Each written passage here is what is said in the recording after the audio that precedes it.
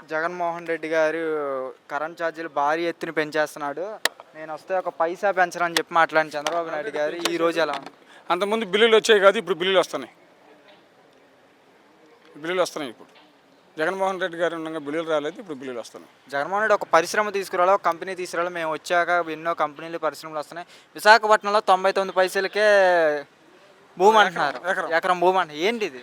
అదంతా స్కామ్, అదంతా వాళ్ళు అంతా దోచుకుంటున్నారు అంటున్నారన్న ఈరోజు ఈ పథకం అంతా స్కాములమయం, అబద్ధాలు చెప్పేసి గవర్నమెంట్ ఫామ్ చేసాడు. కానీ జగన్మోహన్ రెడ్డి గారు మాత్రం చేయలేడని జనాభా అనుకోండి. కానీ జగన్మోహన్ రెడ్డి ఇంకా రాడు సీఎం అంటున్నారు. ఎందుకు రాడు?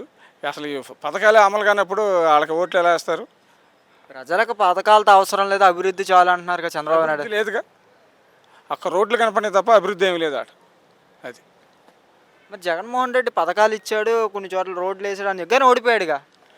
ఏం చేస్తాం ఇప్పుడు? అవన్నీ ఈవీఎంలు ఇవన్నీ వల్ల అట్లా జరిగిపోయింది. అది